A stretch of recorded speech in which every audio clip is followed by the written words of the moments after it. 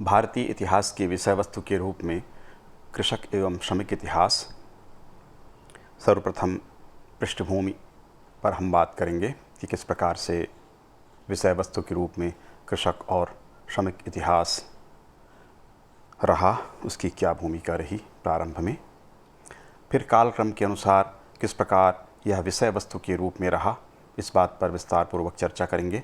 क्रमशः सैंधव काल, वैदिक काल, बौद्ध काल, मौर्य काल, गुप्त युग, पूर्व मध्य युग, सल्तनत काल, फिर मुगल काल और ब्रिटिश काल में किस प्रकार की स्थितियां रहीं। विशेषकर आधुनिक काल में श्रमिकों की स्थिति, उनका संघर्ष, उनके आंदोलन, उनकी हड़तालें, इस पर विशेष रूप से चर्चा करेंगे और अंत में मूल्यांकन प्रस्तुत करेंगे। पृष्ठभूमि देख लेते हैं। भारतीय इतिहास की विषय वस्तु कृषक और श्रमिक इतिहास विषय वस्तु के रूप में ये किस प्रकार रहा। भारत प्राचीन काल से कृषि प्रधान रहा तथा वर्तमान तक कृषि भारतीय अर्थव्यवस्था की धुरी के रूप में कार्य करती है। भारतीय सांस्कृतिक गतिविधियां भी कृषि व्यवस्था के साथ जुड़ी हुई हैं। भारत के तीज त्यौहार, प्रथाएं, रीतियां, परंपराएं, वस्त्र, आवास, भोजन सभी कृषि से संबद्ध रहे हैं। इसी तरह श्रमिक वर्ग अनेक रूपों में प्राचीन काल से लेकर आधुनिक काल तक भारतीय अर्थव्यवस्था का आधार रहा है। प्रायः दोनों कृषक एवं श्रमिक वर्ग को एक साथ जोड़कर देखा जाता रहा है। आर्थिक एवं सांस्कृतिक व्यवस्था के केंद्र में होते हुए भी भारतीय कृषक एवं श्रमिक सीधे तौर पर राजनीति के केंद्र के रूप में नहीं रहे। स्वतंत्रता के पश्चात अवश्य इस परिदृश्य में कुछ परिवर्तन हुआ है। स्वतंत्रता के पूर्व भी जब आंदोलन चल रहा था, तब भी स्वाधीनता आंदोलन में कृषकों और श्रमिकों ने बढ़ चढ़कर हिस्सा लिया था। उस काल से परिवर्तन शुरू हुआ। सामान्यतया श्रमसाध्य कार्यों में संलग्न होने के कारण कृषक एवं मजदूर राजनीति के मुख्य धारा से पृथक ही रहे हैं। कृषक एवं श्रमिक मनुष्य की मूल आवश्यकताओं भोजन, मकान और कपड़ा, जिसको जो मुख्य आवश्यकता मनुष्य की होती है, उनमें खाद्यान्न उत्पादन में स्वाभाविक रूप से कृषक जुड़े होते हैं, भोजन से जुड़े हुए। कपड़े के लिए कच्चा माल का उत्पादन कृषक करता है, निर्माण कार्य श्रमिक और कृषक मिलकर करते हैं। इस तरह से रोटी, कपड़ा और मकान जो सामान्य तौर पर कहा जाता है, उन पर सीधे सीधे नियंत्रण श्रमिकों और कृषकों का ही रहता है। एक लोकप्रिय फिल्म भी इस पर बनी थी, रोटी, कपड़ा और मकान। तो ये तीन मूल आवश्यकताएं रहती हैं मनुष्य की, और इससे कृषक और श्रमिक सीधे तौर पर जुड़े हुए हैं या इनकी पूर्ति इन्हीं के द्वारा होती है। इसलिए पूरा समाज कृषक और श्रमिकों के ऊपर निर्भर करता है। बाल गंगाधर तिलक के अनुसार भारत की आत्मारूपी कृषकों के ऊपर मंडराते हुए जड़ता और उदासीनता के बादलों को हटाने पर ही देश का उद्धार होगा। हमें अवश्य उन बादलों को हटाना होगा। इस हेतु हमें कृषकों के साथ जुड़ना होगा। हमें यह अनुभव करना होगा कि किसान हमारा है और हम किसान के हैं। महात्मा गांधी जी ने कहा था, भारत गांव का देश है और कृषि भारत की आत्मा है। प्राचीन काल से लेकर मध्यकाल, आधुनिक काल तक कृषक और श्रमिक प्रमुख विषय वस्तु के रूप में भारत में रहे। इसका विवरण कालक्रम के अनुसार हम देखेंगे। सबसे पहले सैंधव काल। कृषि के प्रमाण खुदाई से प्राप्त होते हैं। कालीबंगा में जुताई के प्रमाण मिले हैं। अन्नागार, हड़प्पा जो सभ्यता है, उसमें हड़प्पा क्षेत्र के मुख्य सड़क के दोनों ओर बने हुए प्राप्त हुए हैं। अन्नागार जहाँ अन्न रखा जाता था, गेहूँ, जौ, चावल, तिल, बाजरा, मटर, राई, खजूर, आम, केले, अनार, अंजीर, खरबूजा, नींबू तथा हल चलाए जाने के प्रमाण प्राप्त हुए हैं। खिलौने के रूप में हल मिले हैं, जिससे प्रमाणित होता है कि हल का प्रयोग वो जानते थे। प्राप्त प्रमाणों के आधार पर उस समय के समाज को 4 वर्गों में बांटा जा सकता है, बांटा गया है, जिनमें विद्वान वर्ग, योद्धा वर्ग, व्यापारी एवं श्रमिक वर्ग। स्वाभाविक है, श्रमिक वर्ग में कृषक श्रमिक सम्मिलित थे, क्योंकि कृषि कार्य उस समय होता था। इस तरह से स्पष्ट है कि श्रमिक और कृषक वर्ग इतिहास के प्रमुख विषय वस्तु के रूप में सैंधव काल में भी विद्यमान थे, क्योंकि खाद्यान्न की पूर्ति, कपड़े की आपूर्ति में इनका योगदान था। मकान बनाने में भी श्रमिकों का योगदान स्वाभाविक रूप से होगा। इस तरह से कृषि और पशुपालन में भी ये संलग्न थे। तो सैंधव काल में आर्थिक विषय वस्तु या कहें कृषक और श्रमिक प्रमुख विषय वस्तु के रूप में विद्यमान थे। वैदिक काल में देखते हैं। ऋग्वैदिक काल कृषि कार्य इस काल में प्रारंभ हुआ था। यद्यपि मूल व्यवसाय पशुपालन और सहयोगी के रूप में कृषि का प्रारंभ हुआ, धीरे धीरे कृषि प्रधान व्यवसाय के रूप में हो गया। ऋग्वेद में 21 बार कृषि कर्म का उल्लेख है। कृषि शब्द 33 बार प्रयुक्त हुआ है। कृषि से संबंधित अर्र, कृष्टि, चर्षणी आदि शब्दों का प्रयोग किया गया है जो कृषि की प्रक्रिया से संबंधित हैं। वैदिक काल में पहले आर्यों का जीवन खानाबदोश था। इस कारण कृषि का स्वरूप भी अस्थायी उसका स्वरूप था। बाद में उत्तर वैदिक काल के आते आते स्थायी कृषि का प्रारंभ होता है। उत्तर वैदिक काल में वर्ण व्यवस्था प्रारंभ हो चुकी थी। ब्राह्मण, क्षत्रिय, वैश्य और शूद्र इनका उदय हो चुका था। यह उत्तर वैदिक काल में हुआ। पूर्व वैदिक काल के अंत में पुरुष सूक्त के 10वें मंडल में अंतिम इसमें इसका विवरण प्राप्त होता है। यद्यपि कुछ लोग इसको मानते हैं कि ये बाद में जोड़ा गया है। तो 4 वर्णों की शुरुआत ये तो स्पष्ट है कि उत्तर वैदिक काल में हो चुका था। शूद्र कृषि, व्यवसाय या श्रमिक वर्ग से संबंधित था। इस काल में भूमि कर अथवा पृथक से श्रमिक कार्य करने वालों का विवरण प्राप्त नहीं होता है, किंतु नौकर और दासों के रूप में ये कार्य करते थे, यह स्पष्ट है। अतः स्पष्ट है कि इस काल में भी कृषक और श्रमिक वर्ग विषय वस्तु के रूप में महत्व पाता था। कृषि क्योंकि उत्तर वैदिक काल में प्रमुख व्यवसाय बन गया था ऋग्वैदिक काल से प्रारंभ होकर, और शूद्र वर्ग के रूप में इनके कार्य का उल्लेख हमें प्राप्त होता है। बौद्ध काल में देखते हैं। इस युग में भूमि के 3 प्रकारों का विवरण प्राप्त होता है। उत्कृष्ट, मध्यम और निम्न अथवा ऊसर, ये भूमि के प्रकार का विवरण मिलता है। श्रमिकों का प्रथम उल्लेख इतिहास में इसी काल में बौद्ध काल में प्राप्त होता है। भूमिहीन हैं उनका विवरण प्राप्त हुआ है, वही श्रमिक हैं ये बताया गया। कृषि कार्य का संचालन होता था। कृषि के साथ पशुपालन स्वाभाविक रूप से भारत के मूल व्यवसायों में या सहयोगी व्यवसाय के रूप में था। प्राचीन काल से लेकर मध्यकाल, आधुनिक काल और वर्तमान काल में भी गाँव में स्वाभाविक रूप से गाय का पालन, बकरियों का पालन होता है, भेड़ों का पालन होता है। तो ये कृषि के साथ पशुपालन का व्यवसाय इस काल में भी था। तो परंपरागत व्यवसाय था। तो बौद्ध काल में भी यह एक प्रमुख विषय वस्तु के रूप में विद्यमान रहा। मौर्य काल में भूमि पर इस काल में राज्य तथा कृषक दोनों का अधिकार था। शासकीय भूमि की व्यवस्था देखने के लिए सीताध्यक्ष नामक अधिकारी नियुक्त था। सीताध्यक्ष दासों, कर्मकारों और बंदियों की सहायता से राजकीय भूमि पर खेती करवाता था।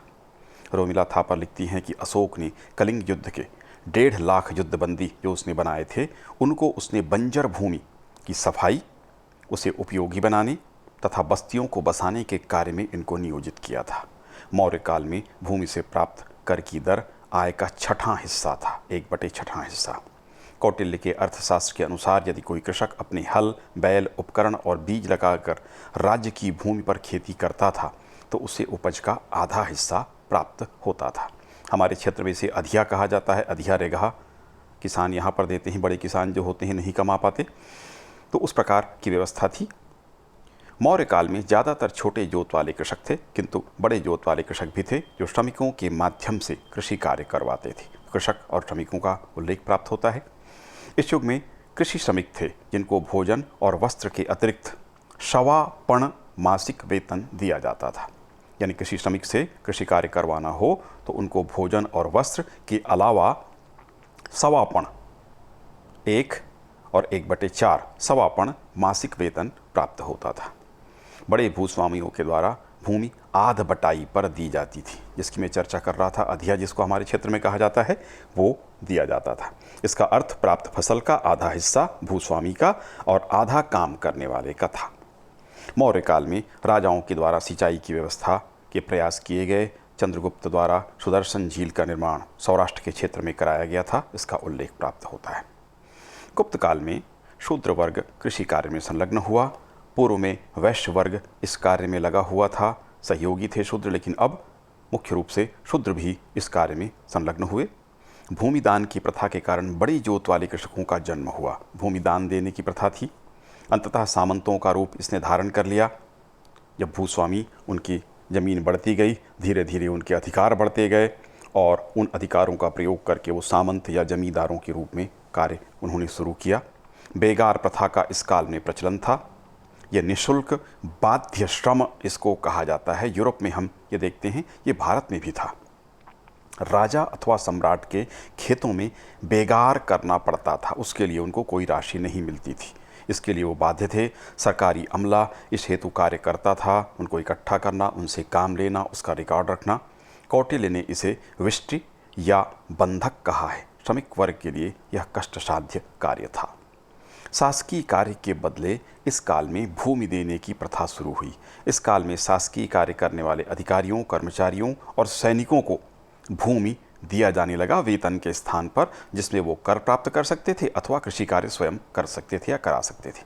इसी प्रथा ने आगे चलकर सामंतवाद का रूप धारण किया। धीरे धीरे उन्हें न्यायिक और फौजदारी के अधिकार भी प्राप्त हो गए। अब इस प्रकार सामंतवादी व्यवस्था स्थापित हुई। गुप्त काल में प्रारंभ हो गया था। यद्यपि इस कार्य को प्रारंभ करने का श्रेय दिया जाता है सातवाहनों को, और क्योंकि राज्य लगते थे इसलिए धीरे धीरे ये प्रथा गुप्त काल के अंतिम समय तक गुप्तकालीन क्षेत्रों में भी, राज्य के क्षेत्रों में भी लागू हो गई। गुप्त काल के अंतिम वर्षों में कृषि पर भार बढ़ गया, क्योंकि व्यापार कमजोर हो गया था तथा कर भार में वृद्धि हुई थी। बेगार की प्रथा और अधिक कर भार के कारण कृषकों की स्थिति गुप्त काल के अंतिम समय में खराब हुई।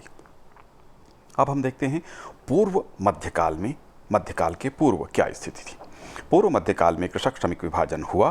कृषक अब भाड़े के मजदूर रखने लगे, स्वयं काम न करके मजदूरों से कार्य कराने लगे। कारीगर और शिल्पी स्थायी व्यवसायी हो गए तथा कृषक वर्ग से वह पृथक हो गए। कृषि कार्य प्रथम व्यवसाय हुआ जिसमें जमींदार, ठेकेदार, कृषक और मजदूर होते थे। सामान्यतः कृषक विद्रोह की कोई परंपरा अब तक नहीं थी, किंतु एक बंगाल के क्षेत्र में पाल शासक के खिलाफ अधिक कर लेने के कारण विरोध स्वरूप कृषकों ने उसके खिलाफ विद्रोह किया और उसकी हत्या कर दी। इस तरह से ये एक उदाहरण वहाँ पर देखने को मिलता है। अब हम देख लेते हैं सल्तनत काल में क्या स्थिति थी।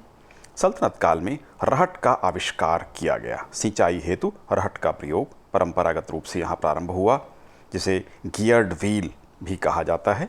गांव के लोग, हम सभी लोग इससे परिचित हैं। सिंचाई के क्षेत्र में इसकी बड़ी भूमिका होती है। जानवर लगा दिए जाते हैं, वो गोल गोल घूमते हैं और पानी निकलने की व्यवस्था कुएं से कर दी जाती है या तालाबों से या नहरों से की जा सकती है। मक्का और तंबाकू की फसलों से भारतीयों का परिचय हुआ। ये प्रारंभ हुआ, स्वाभाविक है, विदेश से यहाँ पर आए। पुर्तगालियों ने तंबाकू की फसल यहाँ उगाई थी, उससे भारतीयों का परिचय हुआ। कलम पद्धति से भारतीय परिचित हुए। फलों और फूलों के क्षेत्र में इसे हम क्रांतिकारी कदम कह सकते हैं। आप सभी परिचित होंगे, कलम लगाने की प्रथा विशेष प्रक्रिया होती है। छोटे पौधों में, बड़े वृक्षों में भी कलम बांधा जाता है और उससे उस वृक्ष की या उस पौधे को, उसके परिवार को आगे बढ़ाया जाता है। श्रमिकों का कृषि कार्य की ओर आकृष्ट होना। मुगल काल के अंतिम समय श्रमिकों का ध्यान कृषि कार्य की ओर गया तथा वे इस कार्य में संलग्न हुए। चर्मकारों, धनुकों, धीरों, ये इस जाति के लोग थे। इन्होंने इस कार्य में अधिक रुचि प्रदर्शित की। बलाहारों, जिसे निम्न जाति का कुली कहा जाता है, बर्नी ने इनकी स्थिति के बारे में बताया है। अपनी सेवाओं के बदले उन्हें जमीन का एक छोटा टुकड़ा प्राप्त होता था। यह निम्न श्रेणी के कर देने वाले पट्टेदारों के प्रतिनिधि होते थे। कृषकों को जमीन जोतने की बाध्यता थी, इस कारण वे गांव छोड़कर नहीं जा सकते थे। अगर जाएं तो उनको पकड़कर ले आया जाता था वापस पुनः, तथा अपनी ज़मीनों को जोतने के लिए बाध्य किया जाता था। ये इनकी मजबूरी थी। खुद कास्त, जो खुद खेती करें स्वयं, ये साधारण खेतीहर थे। उजरती मजदूर थे। यह कृषकों का खुद कास्त कृषकों के यहाँ मजदूरी करते थे अथवा सामंतों के यहाँ अथवा जमींदारों के यहाँ काम करते थे। कृषक विद्रोह इस काल में लगान के कारण किसानों ने विद्रोह किया था। दोआब के क्षेत्र में कर वृद्धि के फलस्वरूप 1330 में कृषकों द्वारा विद्रोह किया गया। यह मोहम्मद बिन तुगलक का काल था। जब उसको जानकारी हुई तो उसने सहायता अवश्य की थी, किंतु वह विद्रोह की शुरुआत थी सल्तनत काल में। मुगल काल में भी धार्मिक रूपों में सतनामी विद्रोह, सिख और जाट विद्रोह ये मुगल काल में हुए थे। राजस्व की दर 1/3 से आधे हिस्से तक विभिन्न सुल्तानों के काल में थी। अलाउद्दीन के काल में 50% कर दिया गया था, आधा कर दिया गया था। यह कर नगद अथवा अनाज दोनों रूप में दिया जा सकता था। भूमि का विभाजन खालसा, इख्ता, हिंदू करद और वक्फ 4 भागों में भूमि का विभाजन कर करारोपण किया गया था। जड़ी बूटियों, खुशबूदार लकड़ियों और मसालों का उत्पादन भी कृषकों के द्वारा होता था। खुशबूदार लकड़ी में चंदन भी कह सकते हैं और कुछ मसाले भी होते हैं जो खुशबूदार होते हैं, उनका उत्पादन होने लगा था। कृषकों का सल्तनत काल में कई अकालों का इनको सामना करना पड़ा। अतिवृष्टि, अनावृष्टि इसमें शामिल थे। मोहम्मद बिन तुगलक के काल में दोआब के क्षेत्र में भीषण अकाल पड़ा। कृषकों को अत्यधिक कष्ट उठाने पड़े, किंतु जानकारी होने पर मोहम्मद बिन तुगलक के द्वारा मदद की गई। ये सल्तनतकालीन स्थिति थी। अब मुगल काल में देख लेते हैं। शेर शाह एवं अकबर के काल में भूमि की नाप जोख कराई गई, पैमाइश कराई गई तथा राजस्व व्यवस्था को व्यवस्थित किया गया। राजस्व की दर शेर शाह और अकबर के काल में 1/3 प्राप्त आय का टोटल जो मिलता हो कुल उसका 1/3 लगान के रूप में 33% कह सकते हैं दिया जाना था। यह नगद भी दिया जा सकता था और फसल के रूप में भी दिया जा सकता था। सैन्य अभियानों के समय शेर शाह का ये स्पष्ट निर्देश था कि कृषकों के फसलों को नुकसान न पहुंचाया जाए। यदि नुकसान हुआ तो नुकसान की भरपाई सरकार के द्वारा की जाती थी। अकबर के काल में कुछ संशोधनों के साथ शेर शाह द्वारा स्थापित व्यवस्था को स्वीकार कर लिया गया। जागीरदारी प्रथा अकबर ने समाप्त की थी। 1775 में जागीरदारी जो प्रथा चली आ रही थी उसको समाप्त किया। टोडरमल के द्वारा 10 साला प्रबंध स्थापित किया गया 1582 में।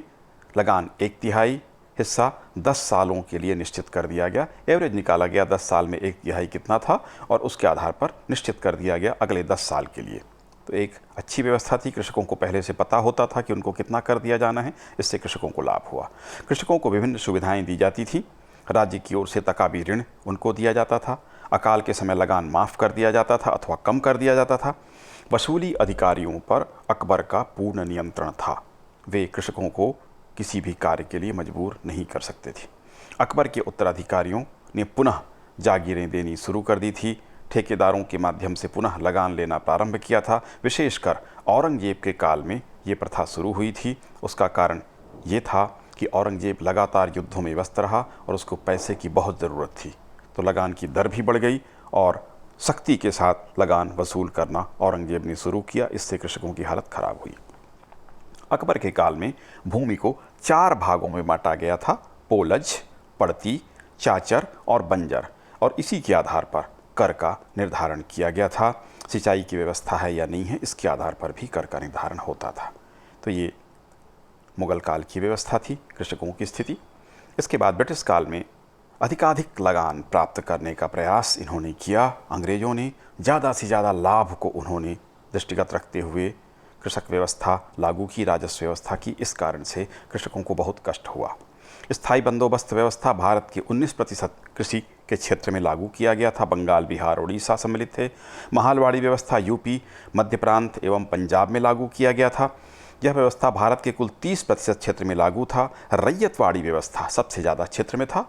मुंबई, मद्रास और लगे हुए संपूर्ण क्षेत्र में 51% भूमि पर रैयतवाड़ी व्यवस्था लागू की गई। इन सभी व्यवस्थाओं से कृषकों को हानि हुई, क्योंकि यह सारी व्यवस्थाएं ज़्यादा से ज़्यादा कर प्राप्त करने के उद्देश्य से की गई थी तथा सभी व्यवस्थाओं में कर की दर ज़्यादा थी। कृषक ऋणग्रस्तता इससे शुरू हुई। करों की अधिकता, उगाही दबावपूर्वक किया जाता था। कुटीर उद्योग नष्ट हो चुके थे।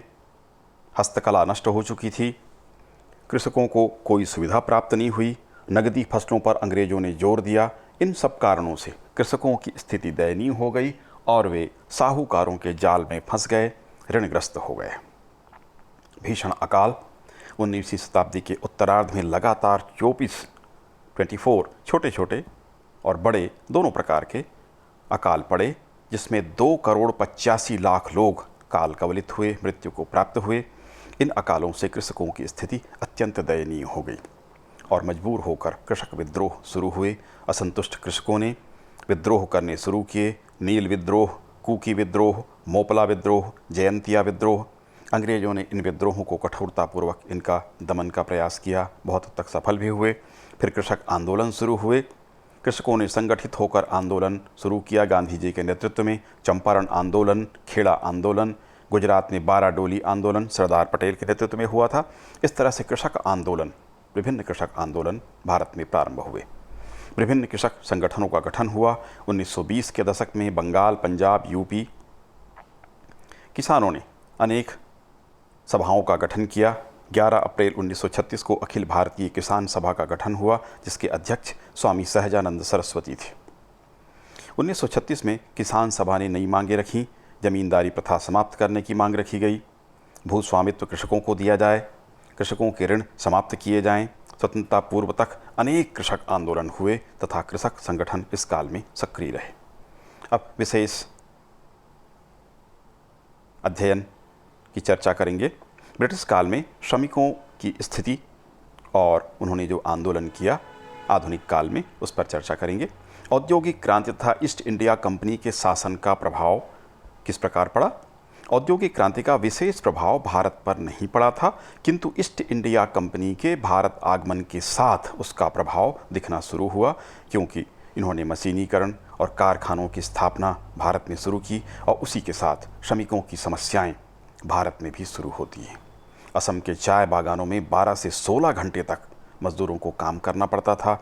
स्त्री और बच्चे भी इनमें सम्मिलित थे। मजदूरी की दर अत्यंत कम थी, 4 रुपये से 20 रुपये तक प्रति माह मजदूरी की दर से। वहाँ पर क्योंकि जनसंख्या कम थी, इसलिए बाहर से मजदूर लाए जाते थे। उनको कोई छुट्टी नहीं मिलती थी। काम के घंटे मालिक के मर्जी के अनुसार थे, ज़्यादा से ज़्यादा वो काम लिया करते थे।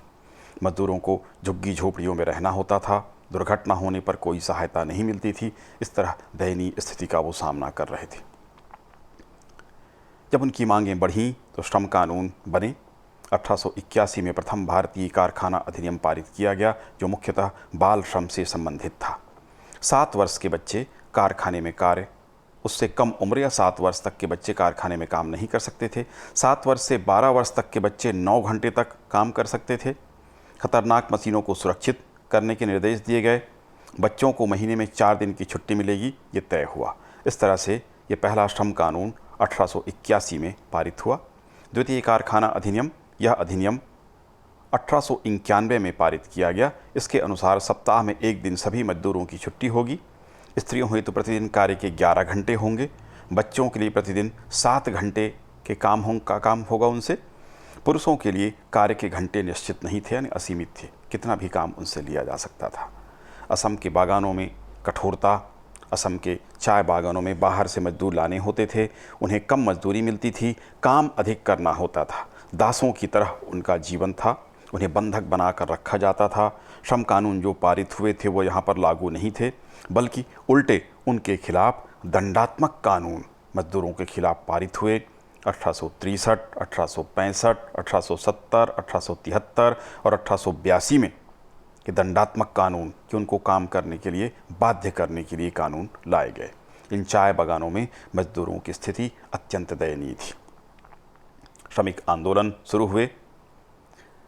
मद्रास, मुंबई, कोलकाता प्रेसिडेंसियों में हड़तालें प्रारंभ हुई।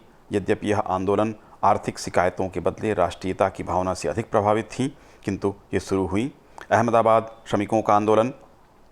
अहमदाबाद में मिल मालिकों एवं श्रमिकों के मध्य संघर्ष उग्र रूप धारण करता है। महात्मा गांधी के हस्तक्षेप के बाद मालिकों ने मजदूरी में 35% की वृद्धि की। अखिल भारतीय ट्रेड यूनियन कांग्रेस की स्थापना हुई 1920 में। भारतीय ट्रेड यूनियन फेडरेशन 1929 में इसकी स्थापना हुई। अपेक्षाकृत उदार नीति पर कार्य करने वाला संगठन था। रेलवे वर्कशॉप में हड़ताल। खड़गपुर रेलवे वर्कशॉप में 1928 में। 1928 मजदूरों के आंदोलन का प्रमुख वर्ष था। ये 2 माह तक चला। दक्षिण भारत में रेलवे श्रमिकों ने भी 1928 में हड़ताल किया। टाटा आयरन स्टील कंपनी में हड़ताल हुआ। जमशेदपुर में हड़ताल प्रारंभ हुआ। सुभाष चंद्र बोस की महत्वपूर्ण भूमिका के कारण ये स्थगित हुआ। मजदूरों की कुछ मांगें मान ली गईं। मुंबई कपड़ा मिलों में हड़ताल। इस हड़ताल में 1.5 लाख मजदूरों ने हिस्सा लिया। 5 महीने से अधिक समय तक ये हड़ताल चला। बहुत हद तक अपने उद्देश्यों में सफल रहा।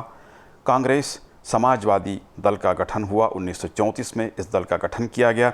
इसने विभिन्न श्रमिक संघों में एकता स्थापित करने के प्रयास किए, जिसमें 1938 में इन्हें सफलता प्राप्त हुई। द्वितीय विश्व युद्ध काल में श्रमिकों के आंदोलन में वृद्धि हुई। मजदूरों के आंदोलन के दमन हेतु भारतीय सुरक्षा अधिनियम लागू किया गया, उनका दमन किया गया। भारतीय राष्ट्रीय ट्रेड यूनियन कांग्रेस की स्थापना द्वितीय विश्व युद्ध के काल में हुई। इनकी स्थापना का उद्देश्य गांधीवादी पद्धति से श्रमिक आंदोलन को चलाना था। इसी समय नौसैनिक विद्रोह प्रसिद्ध 1946 में हुआ। श्रमिकों ने इसका समर्थन किया, खुला समर्थन किया। सरकार इससे हिल गई। नेताओं से उन्होंने मदद मांगा। पंडित नेहरू, महात्मा गांधी, सरदार पटेल, डॉक्टर राजेंद्र प्रसाद आदि के हस्तक्षेप से इसको शांत कराया गया और अंग्रेज इससे इतने भयभीत हुए कि उन्होंने जल्दी ही भारत छोड़ने का फैसला किया और 15 अगस्त 1947 को भारत आज़ाद हुआ। श्रमिकों और कृषकों की स्थिति का मूल्यांकन करेंगे। कृषक श्रमिक जागरूकता प्रारंभ हुई। विशेषकर ब्रिटिश काल में कृषक और श्रमिकों पर जो अत्याचार हुए उसके कारण कृषक श्रमिक वर्ग में जागरूकता आई। उनके द्वारा संघर्ष किया गया तथा बहुत कुछ सफलता प्राप्त की गई। श्रमिकों को सप्ताह में 1 दिन का अवकाश मिला। काम के घंटे तय हुए। दुर्घटना बीमा के नियम बनाए गए। बाल श्रम और स्त्री श्रम के लिए भी नियम बने। मजदूरी की दर में भी वृद्धि हुई। ये उनकी मांगें पूरी हुई। जहाँ तक कृषकों और श्रमिकों की जागरूकता का प्रश्न है, उसमें कृषकों को भी उनकी स्थिति में पूर्व की अपेक्षा सुधार हुआ। कृषकों के आंदोलनों के कारण उन पर हो रहे अत्याचारों में कमी आई तथा उनकी कुछ मांगें मानी गई। यद्यपि श्रमिकों को इन आंदोलनों से पूर्व की अपेक्षा अधिक लाभ हुआ था। कृषकों से लगान की दर में बहुत कमी नहीं हुई थी, किंतु फिर भी कृषकों की स्थिति भी उनकी जागरूकता के कारण पूर्व की अपेक्षा आधुनिक काल में परिवर्तित हुआ। Professor A.R. देसाई अपने ग्रंथ पीजेंट स्ट्रगल इन इंडिया में निष्कर्ष निकालते हैं कि ब्रिटिश शासन काल में कृषि का जो वाणिज्यीकरण हुआ उसका कृषकों के जीवन पर बुरा प्रभाव पड़ा था। अब भारत को विश्व की मंडी के अनुसार फसलें उगानी पड़ती थीं, इसीलिए वह व्यापार के निरंतर बदलती हुई गतिविधियों का शिकार हुआ। अंग्रेजों ने, जैसा आपको ज्ञात होगा, नकदी फसलों पर जोर दिया था, नील की खेती, अफीम की खेती, जिससे उनको तुरंत लाभ हो, उसके अनुसार व्यापारिक फसलों पर उन्होंने जोर दिया था। इस ओर A.R. देसाई इशारा कर रहे हैं। पलसर्ट ने लिखा, उनके मकान मिट्टी के बने हुए हैं, छप्पर की छतों के हैं, कुछ मिट्टी के घड़े और पकाने के बर्तनों और 2-4 चारपाहियों के अतिरिक्त उनके घरों में अन्य सामग्री बिल्कुल नहीं है। यह मध्यकाल की जो स्थिति थी उसके बारे में पलसर्ट ने विवरण दिया है। कृषकों और श्रमिकों की स्थिति को इशारा किया है। प्राचीन काल से मध्यकाल के पूर्व तक कृषकों व श्रमिकों की दशा सामान्य अथवा अच्छी रही, किंतु इसके पश्चात अधिक लगान और राज्य की सहायता नहीं मिलने के कारण कृषकों और श्रमिकों की दशा खराब होती गई। शेर शाह और अकबर के काल को छोड़कर मध्यकाल में कृषकों की दशा खराब रही। आधुनिक काल में अंग्रेजों के अत्याचार से कृषकों और श्रमिकों दोनों की दशा दयनीय हो गई, जिसका हमने विस्तार से जिस पर चर्चा की।